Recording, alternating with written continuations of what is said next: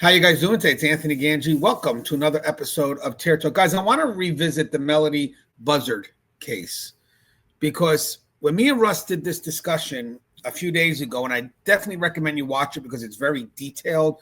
We covered a lot, including not just the road trip, even though that was supposed to be our main focus.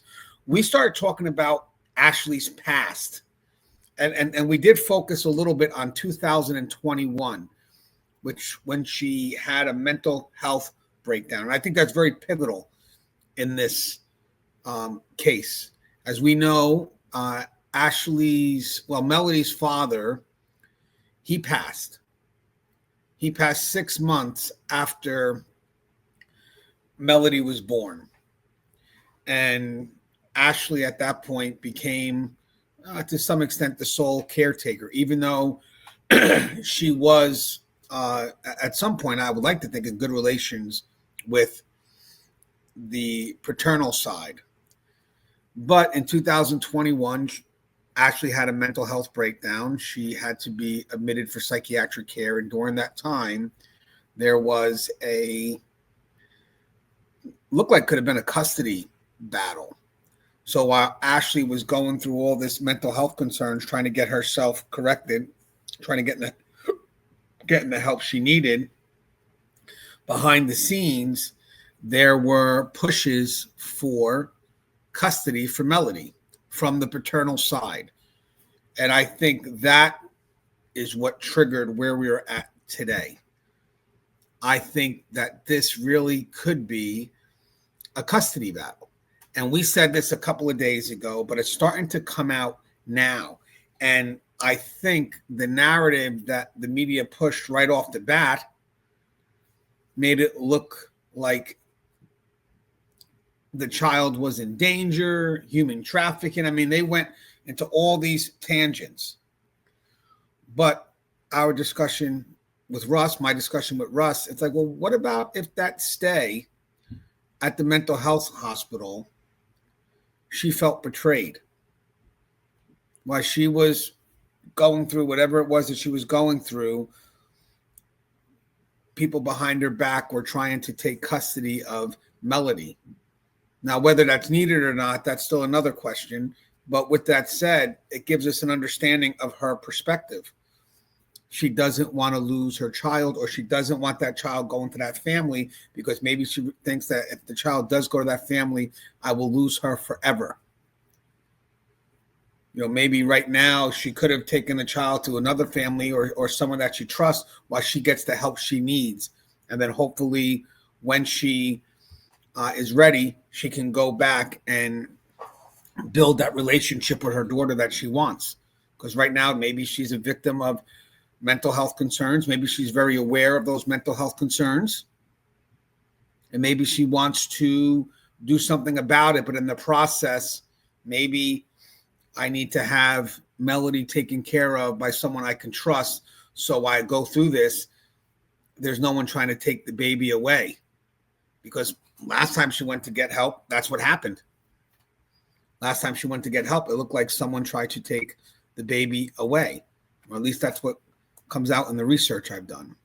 I want to show you a video from Fox News and then an article they wrote. And then I want to show you a great video from News Nation. It's a really good one. The interview, I believe it's a retired prosecutor or definitely someone that knows the legal system. And he explores what this could be as a custody battle. But he also provides some clarity into Brewer's allegation, the one that went into Melodee's house to try to, or Ashlee's house to try to find out where Melodee was and how it was false imprisonment. And he mentioned something unique about the box cutter, something that wasn't being covered by other news outlets that News Nation actually did. They worded something correctly. But this will be Fox News first. It's still going to be towards that aggressive narrative. And I want to point out some things in the article. But let me just show you this. Because, guys, we're going to start seeing this narrative change. And remember, with the media, they don't just pull back and switch. Sometimes what they do is they try to introduce it gradually so they don't have to go back and say they made a mistake. Let's see. Or they'll find a way to still word it in a manner that saves face. All right, hold on 1 second. I need this one. Now for you this morning, everybody, the search for a missing 9-year-old girl in California continues. Melodee Buzzard vanished last month during a road trip to Kansas with her mother. Surveillance video shows them at a car rental agency a few weeks ago, and Matt Finn is following up on this story with the very latest for us. This is a scary, sad situation, Matt.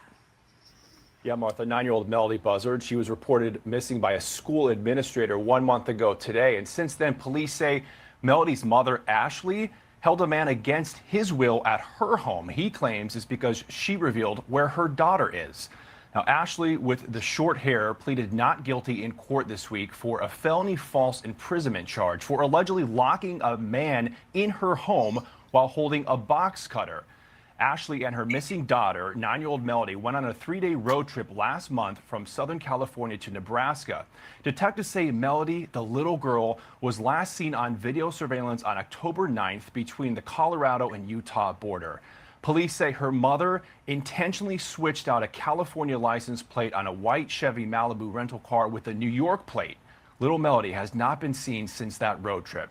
The Santa Barbara Sheriff's Office says surveillance from October 7th at a rental car business shows Melodee, the child, believed to be in a wig and a gray hoodie, and her mother, also with a large curly wig on. Now, Ashlee's mother-in-law says Ashlee's appearance has changed recently with weight loss, and sometimes Ashlee ditches that big curly wig. I don't think I can speak to her. I would punch her. I don't care if they put me in jail, but I want to know where my granddaughter is. What's going on? The Santa Barbara County Sheriff's Office has identified areas Melodee and her mother traveled on that road trip, including Utah, Arizona, Nevada, and Colorado, and California. It's on your screen. The sheriff is asking people to review surveillance video from that area. Back to you guys. Boy, that's a scary story. Matt, thank you very much. All right, so well, you heard the threat from the paternal grandmother of Melodee. I mean, that will be used later on if she does punch her. Not really good to put those threats out there like that. But that may also give us more of a reason why Ashlee may not feel she can trust them with custody of Melodee, because she probably believes that they'll turn against her. I still believe there was something impulsive here. The fact that she left so quickly, which means that maybe she either realized that they're still trying to push for custody and maybe she feels that she'll lose in court because of her mental health stability. Or maybe Ashlee was realizing that she does have a mental health concern and she does want to get it addressed. So now she tries to put the child in an area where she knows that once it's done, she'll have the child. I think that's the key. I don't think she's harming the child. And that's something we talked about a couple of days ago. Now, you could see the grandmother, Dinez, I'm going to punch her. That's what she wants to do. That's unique. So obviously, definitely some animosity there. But I want to read something to you. It's the article here. Same. It's still Fox, but there's an article that says Melodee Buzzard's mom plotted to cut off missing 9-year-old from entire world, grandma says. So remember, guys, let me just share this. Hold on. So what the heck? Hold on.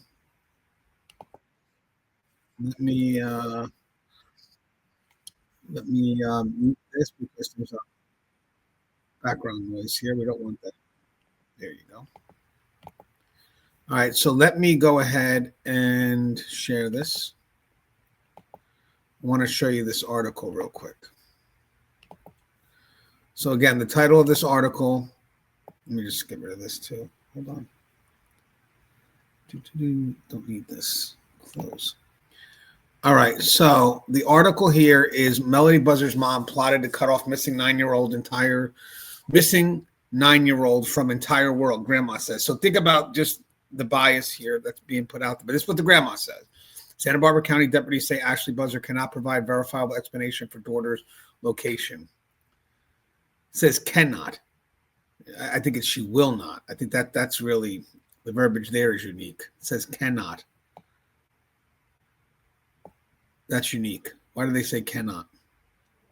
I think it's will not, because she's trying to one, she doesn't want to lose her daughter. So in one way, I think she's protecting the relationship, making sure that she doesn't lose her daughter forever. So I think she's aware she has mental health concerns, maybe. So the grandmother of missing Melodee Buzzard says she was in the process of adopting the child when the 9-year-old's mother took her away shortly after being released from a mental hospital in 2021. Look at the verbiage here. I think the grandmother may be under the impression that she has greater right to this little girl than the mother does. And again, I'm just giving a perspective, guys. Whether we agree or not, just hear me out. So she was in the process of adopting a child when the 9-year-old mother took her away shortly after being released from a mental health hospital in 2021. Took her away. Remember, it's still in the mom's right to do so if custody still belongs with the mom. The Santa Barbara County Sheriff's Office opened an investigation into Melodee's whereabouts on October 14th after a school administrator reported she hadn't attended for a prolonged period. Deputies said her mother, Ashlee Buzzard, could not provide a verifiable explanation for the girl's location. Authorities said that Ashlee has remained uncooperative and has not confirmed Melodee's location or welfare. The Sheriff's Office, which is receiving help from the FBI to locate the missing girl, considers her missing and at risk. But I said, guys, I think the narrative's changing. I think well, you'll see in the interview at News Nation, but I think law enforcement knows a bit more than we do. So let me get to this next part. Hold on. In an interview with Fox News Digital, Melodee's paternal grandmother, Lily Dinez, said social services contacted her while Ashlee was in a mental hospital and asked if she would take in Melodee to avoid foster care. Now, I think that was more for temporary, because I've seen that happen. You know, I've worked in a female facility. I've seen that happen. Instead of the child going to foster care, will a family member pick up the baby and basically take care of the baby while we figure this out. It's not automatically an adoption. It's more of, we would like to give this baby to you, as opposed to putting the baby in foster care and being raised by strangers. But that's not an official adoption. That's still just to kind of watch the baby while we figure out what's going on with Ashlee. Dinez did and started the adoption process, but said that in 2021, Ashlee took her away from us after picking her up from school following her release from the mental hospital. That's because I would think, to be honest with you, why she was going through these mental health concerns. When she found out that they were trying to adopt the baby, she became protective and said, hey, this is my child. I was going through this concern. Maybe I thought you were helping me, but now you're trying to take the baby away from me. That's how she would view it. And I think that's reasonable to believe that. I think it's reasonable to believe that she thinks that they were trying to take the baby away from her at the time. All right. So again, just some clarity. When Ashlee was hospitalized in 2021, social workers asked the paternal grandmother to step in only for temporary placement, a short-term safety measure. This is standard procedure. I don't think their goal was adoption. Their goal was simply to ensure Melodee had a safe caregiver. She didn't end up in foster care. She was kept with family during Ashlee's crisis. This is called kinship placement, and it's not adoption. So temporary kinship placement versus adoption, there are the concepts are very different. Temporary kinship placement, short-term, emergency-based, automatically ends when the parent stabilizes, does not remove parental rights, does not mean the family member is seeking custody long-term, and no court terminations involved. Adoption or guardianship, on the other hand, long-term or permanent, requires legal filings, can override or limit parents' rights, must go through the courts, usually triggered only when long-term harm or unfitness is documented. So they may have looked at her mental health concern and said, hey, you know what? You can't be fit to have, we're going to do this permanently. And Ashlee doesn't want that. Ashlee believes that, I guess, when she came out, that she would still have some rights to her child. Like, if you want to help me, but don't take my child away. When social services asked the grandmother to take Melodee, it was not a move towards adoption. It was a safety net. So where did the adoption attempt come from? This is an important nuance. Social services did not initiate adoption. The grandmother did on her own later, because she reportedly believed Ashlee was unstable. Melodee was not safe. Ashlee might regress again, and there was no other consistent adult in the child's life. This was her decision, not the state's. And this is where the custody tension likely exploded, because from Ashlee's point of view, especially if she was already fearful, mistrustful, and mentally unstable, it could have felt like they're trying to take my daughter. even though the original state action was not about adoption at all. And she may not have trust in the system because she believes the system will also try to take her daughter away. She believes the system is working for the paternal side. So that's why she, again, is on that mission. She's feeling that if she does tell anybody, that it will open the door for her losing the parental rights over her daughter. And why this distinction matters, it reframes the narrative. The state's role was temporarily for temporary safety. The grandmother later steps were long-term guardianship adoption. Ashlee's reaction, changing the name, fleeing, isolating, may have been driven by fear of losing a child, not fear of social services. It means the entire chain of events might have been a custody conflict that Ashlee misunderstood as a threat. And if mental illness was involved, that misunderstanding could have escalated dramatically. So I don't know, this is a couple of years ago, but it was in the process. So maybe something happened where I believe the impulsive act could be, she could be dealing with the mental health concerns again, and she doesn't want to have to go through getting help if she fears she's going to lose her child. Think about that, guys. Maybe you have some people that want to get help and they can't because they feel that their children are going to be taken away. That's why they need that good support. And in her case, the paternal family just wanted the child. And I think that she's trying to preserve the relationship. So we were so happy when social services called us and told us they were going to place the baby with us. We were so happy, Dinesh said. The lady's mentally ill, bad. I mean, this is not even trying to help Ashlee at all. This is just separating Ashlee from Melodee. If you look at all this verbiage, that's why Ashlee is trying to protect the child. That's why Ashlee's trying to preserve the relationship. Because it looks like here is that there's going to be no intent or no effort to keep them connected. Since then, the grandmother said she hasn't been allowed to see Melodee, adding that Ashlee cut the girl off from the entire world. Dinesh said Ashlee cut off Melodee from her entire family. Well, maybe there's a reason behind it now. Maybe she's concerned that the moment that door is open, the other side will just kind of look at everything, pass judgment instead of helping her, and just their main motivation would be to take Melodee away. The grandmother said she got a weird feeling about Ashlee for this from the second they met. When I met her, my son brought her to the house. She looked so quiet and she was following me with her eyes back and forth. And I told my son, is this girl okay? She doesn't look like she's normal. Dinesh said something wrong with this lady. I mean, I don't know if she's paranoid, but she describes Melodee as a very happy baby, always smiling, very smart. So here's the funny thing out of that. If that's the case and she's a very happy baby and she's smiling and very smart, then obviously the mother's doing something right.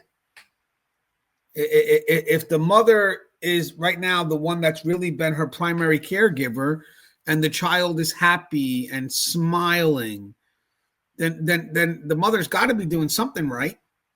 I mean, we could assume that.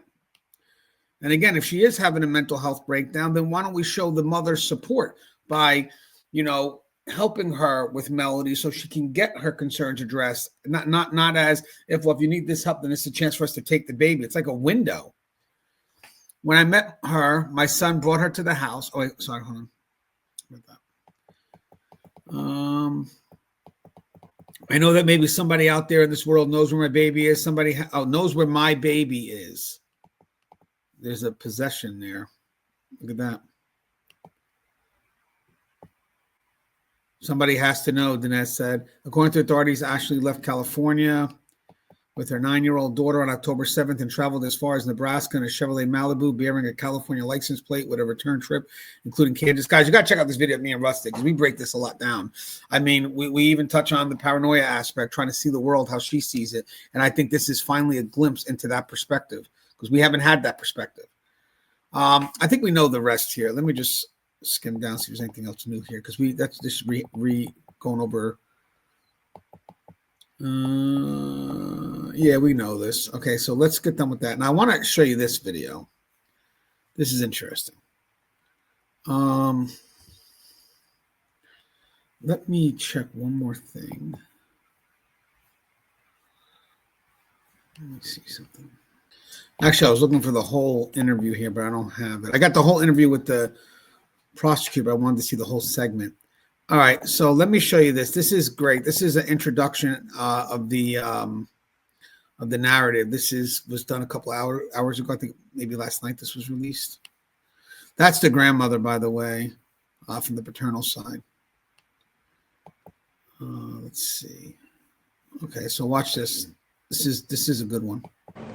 Earlier tonight, I spoke with criminal defense attorney Mark Garagos, asking him if he thinks or why he thinks Ashlee Buzzard has been released. I made a mistake, guys. He's a criminal defense attorney, so I apologize. But I like this guy. This guy's good. I thought he was a prosecutor. Okay, hold on one second. This is what he told me.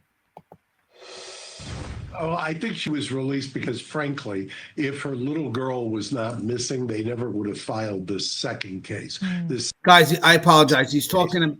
He's talking about just to get some clarity.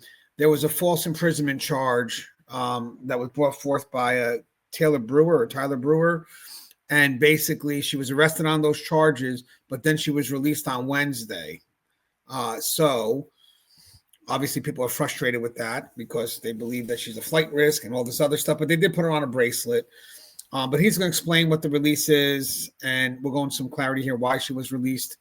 But a lot of people think that her being in custody, one, could have helped address the mental health concerns if she was having them, and also hold her in place and try to find out where the child is. All right, hold on. Sorry about that. I should explain that beforehand. Mark Garagos, asking him if he thinks or why he thinks Ashlee Buzzard has been released. This is what he told me. Oh, I think she was released because, frankly, if her little girl was not missing, they never would have filed this second case. This case, you actually characterized that case the most accurately of anybody I've seen in the media. The supposed box cutter was in the vicinity. It wasn't used. She turned the locks. That normally is what we call a DA reject. However, in this case, I believe that what the cops were doing is they figured we're going to arrest her, we're going to keep her in custody, and hopefully we'll get some more information out of her. And you just played the... Anyway, guys, let's not overlook what he said. Everybody's been covering it, whereas if you think the box cutter's in her hand and she's threatening him, and basically he said the box cutter was in the vicinity. It didn't say she was holding it. That's interesting. And I think that's extremely interesting because that paints a different picture here.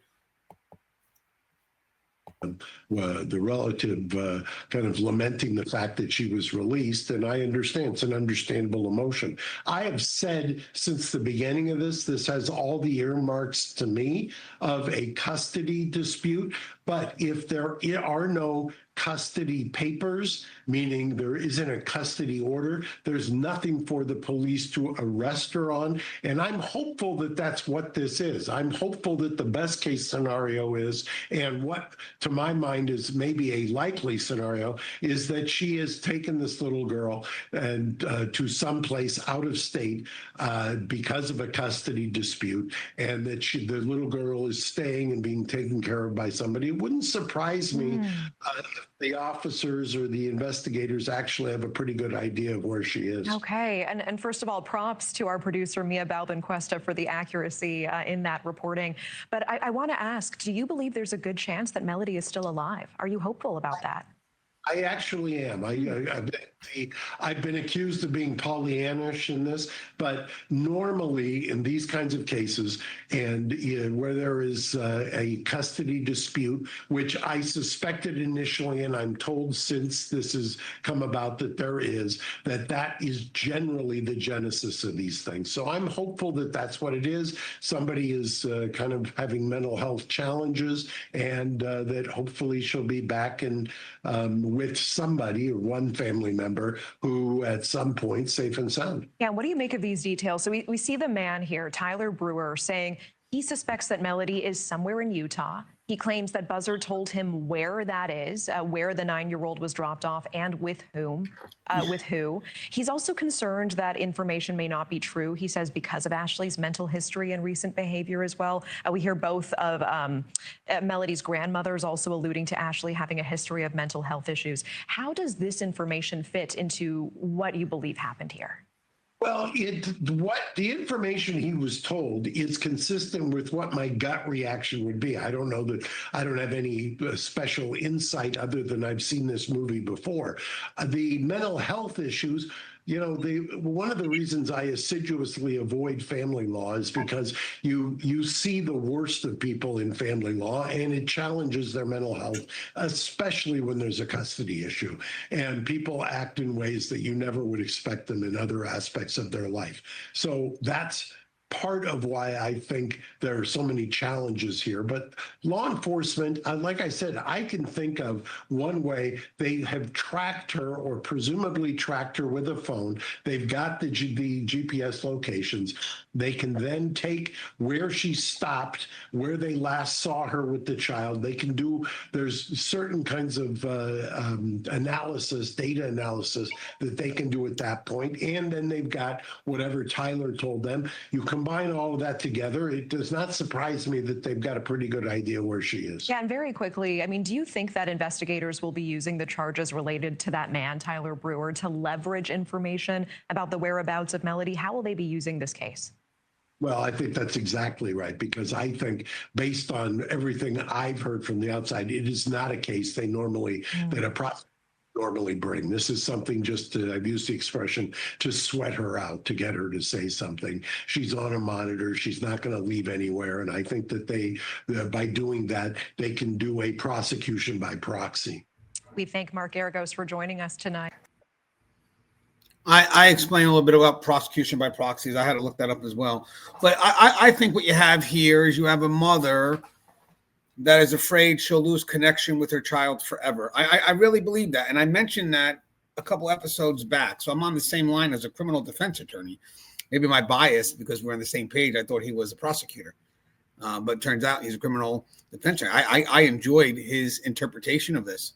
I thought there was a lot of information there that I am totally connected to. I believe I was starting to see that a couple of days ago, and this kind of keeps that momentum going. So that's kind of where I'm at with this. I think that, I mean, if you're fair and you look at this objectively, I mean, I have a feeling if they were to ever get custody of Melodee, they would cut this mother off. I mean, they're already setting the standard. Like, she has a mental health concern, all these other things. And then later on the conflict is, but she's also a happy and smart child, or whatever that is. Just total. So I want to revisit a couple of things here just for some further clarity. So Melodee Buzzard. So I believe looking back at before this incident, this isn't just about the 2025, what happened. This is what took into place before that, about 4 years prior. So Melodee Buzzard's story doesn't begin with her disappearance in 2025. It begins years earlier with fractured family lines, competing caretakers, and a mother who grew increasingly isolated.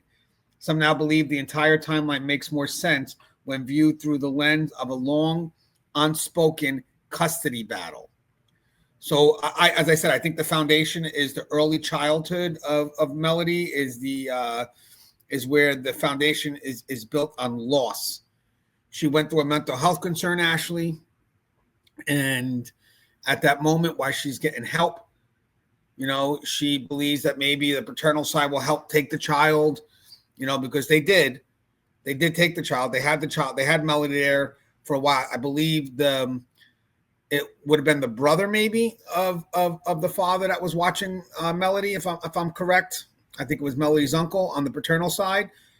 And then you find out in the process, you come out and you find out that they're trying to adopt her. And Melodee, in Ashlee's mind, that's my daughter. What are you doing? You're taking her away from me. I thought you were helping me, but now you're trying to take her away from me. And could you imagine that divide? You don't come back from that. I'm the most vulnerable. I'm getting help. And behind the scenes, while I'm suffering here, you're trying to take my kid away. How do you build that bridge? I think that should have been something that would have been thought through a little bit more to make sure, you know, that we're all on the same page. And what does that mean if we do this? Because I think this mother wants to be extremely connected to her child. She loves her daughter. I don't think she harmed her daughter. And I said right now, when you look, seeing her come back from court, she's very mission driven. She's not relieved. She didn't come back relieved. She came back mission driven because something's ongoing.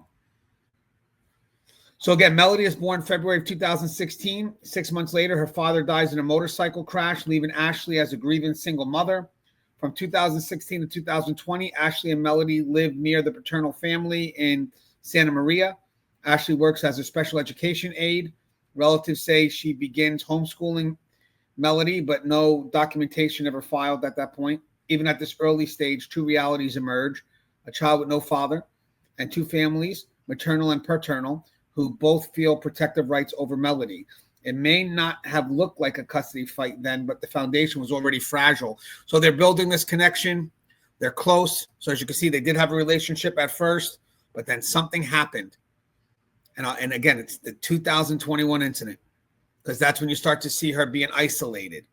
Now, granted, the media already painted a narrative, so they're going to lean a lot more towards that side of the family, the paternal side, because it goes with the narrative that they put out there, unstable and putting the child at risk. But this could be just a mother who has mental health concerns, but still wants to maintain a connection with her daughter, and just asking for help.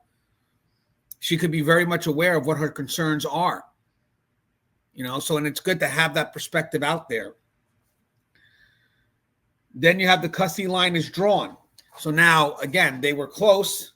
And then in 2021, she has a mental health breakdown. Probably what's making it worse right now is this push to take her daughter away. So maybe Ashlee's also continuing to fall apart because of the pressure of someone trying to take her child away. So we're not doing any good for her either. So in 2021, everything changes. Ashlee suffers a severe mental crisis and is hospitalized for weeks. I'm curious as to what led to that mental health crisis in that moment. Did something trigger it?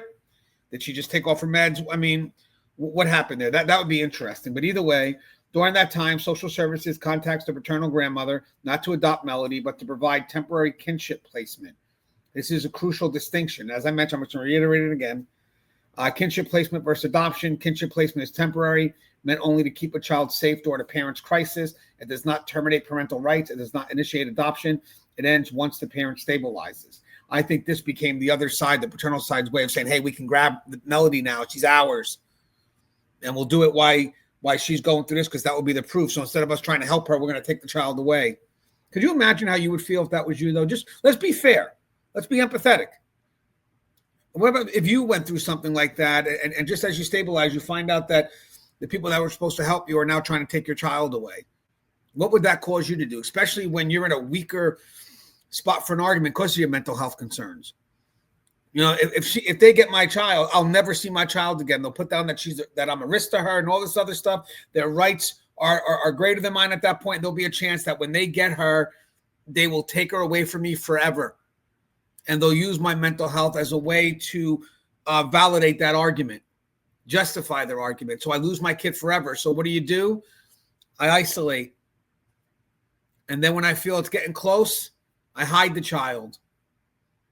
Why I still have the rights. Because this is about preserving the relationship between mother and daughter. And then I guess the other side, I think, could be a bit more aggressive. But the media is going to stick to their angle right now. That's what's going to happen. They're going to stick more to the angle of an unstable mother and this family doing it for their protection. And I like how they get the grandmother. I'm going to punch her in the face. Yeah, that shows that there's someone that wants to work with the mother. Someone that wants to try to figure out what we can do so the child still has that mother in her life. Social services was trying to keep Melodee out of foster care, not remove her permanently, but relatives say this period exposed real concerns: instability in Ashlee's home, unsafe conditions, and erratic behavior. After seeing the situation firsthand, the grandmother reportedly begins independent steps towards guardianship or adoption, something she initiated on her own, not the state. When Ashlee is released and discovers the plan, her reaction is immediate and extreme.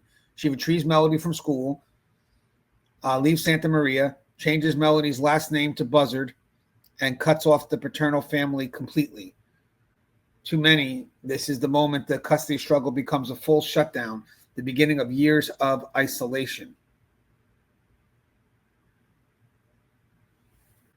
And just so you know, what I just mentioned, Ashlee did legally change Melodee's last name to Buzzard, so that's documented through school and public records. And Ashlee did cut off contact with paternal family, and that's coming from the family members. They said they publicly stated they have no access to Melodee for years, which aligns with what investigators and media noticed. All right. A lot of this stuff is actually coming from the family claims because Ashlee isn't speaking. So, mental health and mistrust, a dangerous mix. So Ashlee's mother has publicly stated Ashlee was diagnosed with bipolar disorder in childhood and needs to be in a hospital. Authorities have never confirmed this, but Ashlee's behavior across the timeline mirrors well-known patterns of untreated bipolar instability or paranoia. Does it though? Does it though now? Now that we're starting to look at it? Because again, we're learning and you got to go with what's coming your way. You got to look at that. I mean, could it just be someone that's afraid that they're going to lose custody of their child because of that mental health stigma?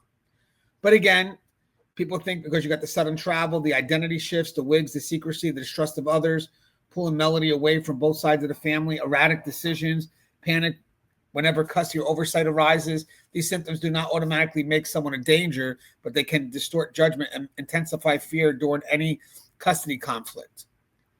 But now we can look at it a bit differently now, right? Maybe she's doing that because she wants to maintain her parental rights over her child. So maybe all this really has nothing to do with someone being paranoid, but rather they know based on reality that someone's trying to take their child away.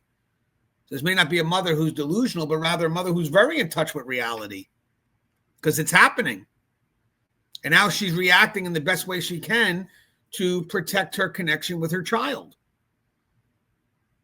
So maybe the delusional thing doesn't fit in anymore, especially if you know what happened to her in 2021. So from 2022 to 2024, both families say they rarely saw Melodee. Paternal relatives claim they haven't seen her since 2021. Maternal relatives say contact dropped sharply. I think that's because, so even if she does have some mental health concerns, when she was going through that issue at the mental health hospital, everybody around her was probably kind of betraying her in her mind. So she doesn't trust no one. She probably at this point doesn't trust anyone, including her own mom, who's probably putting her mental health concerns out there for the world to see, because the mother also wasn't offered custody of Melodee briefly. It went to the paternal side because she probably had a better relationship with that paternal side. She lived close to that paternal side until she felt betrayed. So she was vulnerable, and then she felt betrayed. So then she did what I think anybody would do. I don't trust anybody anymore. Screw you guys. Screw everyone. Because I don't even know if my mom was part of that. Was my mom helping you get custody by giving you all my mental health concerns? So I'm going to cut my mom off too. At the end of the day, I'm doing what I have to do to maintain that relationship with my daughter. So paternal relatives claim they haven't seen her since 2021. Maternal relatives say contact dropped sharply, probably because maybe something was said to the paternal side that pushed for the adoption, and maybe Ashlee just couldn't forgive the mom anymore for doing that, hypothetically. School records end in October of 2024. No homeschool filings were submitted. For nearly 3 years, Melodee is invisible. No school, no doctors, no mandated reporters, no social service oversight. In the context of a custody conflict, this level of isolation is often a symptom of one parent pulling the child entirely out of reach. You know, I want to mention something, though. So, you know, when you have mental health concerns and there is paranoia, the paranoia could be very generalized at a higher level. So it's not just about the parents or the paternal side trying to take my child away, but the government trying to help them. That's in her mind. So she may be just cutting herself off from everything because she doesn't trust anything.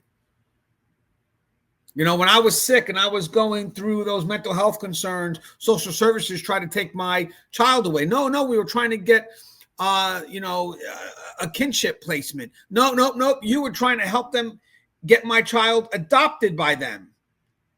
So I trusted no one. I trust no one in the system because they're not helping me. I don't trust the paternal side because while I was going to a mental health concern, they try to take my child away. And I don't trust my mom because maybe my mom gave the information to the paternal side or to the system so that can help with the adoption. How else would they all know that I have these mental health concerns on a more definitive scale? It wouldn't come from the paternal side. It would come from my mom.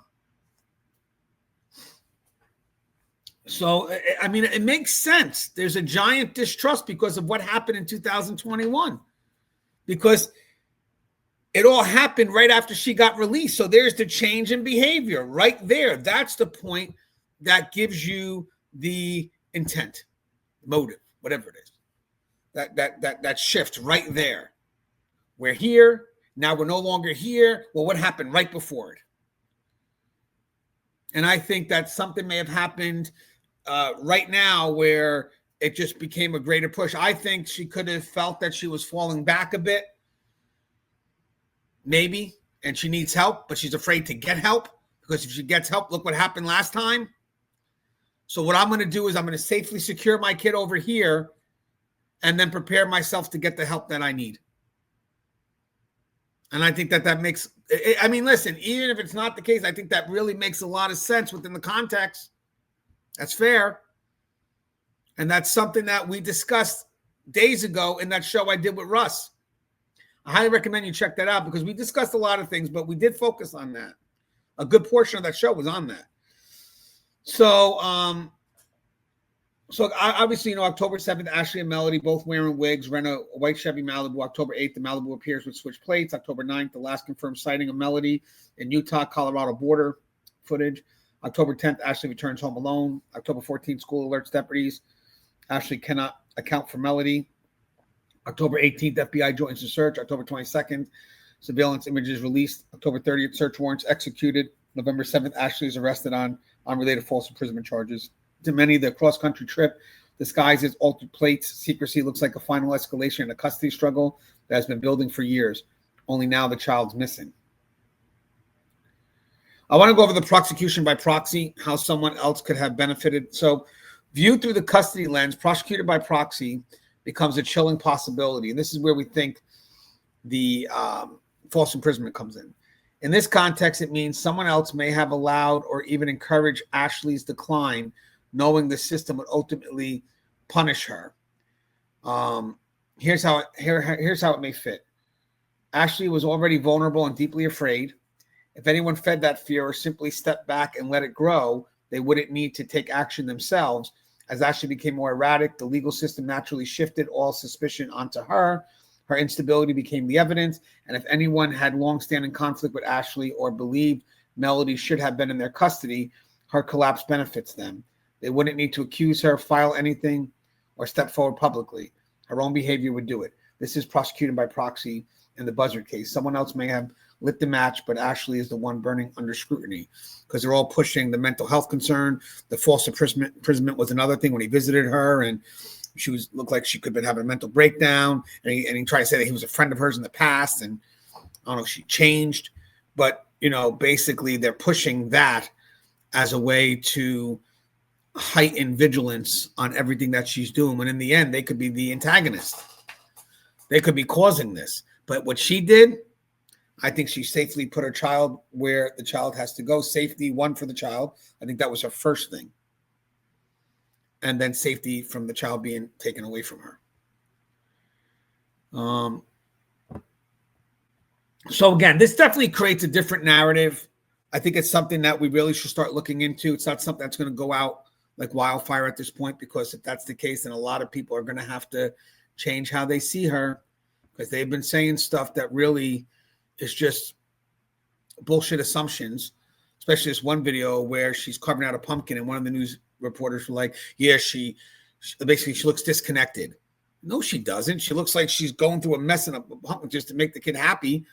I mean, I'm sure I look like that sometimes when I'm, trying to, cut open pumpkins, which are a pain in the ass, take all the seeds out. But it's going to be interesting, again, how people paint the pictures, how they see things. But I think this creates another narrative that is very worth looking into. This is extremely something that I feel makes us want to look the other way now. What happened here? Did you guys really do this to Ashlee? Could Ashlee be a victim now? Could Ashlee be seen as a victim? As always, guys, if you like the content, please, I have buy me a cup of coffee. It's in the description of this video, but I also have it on top of my YouTube channel. As always, guys, stay safe.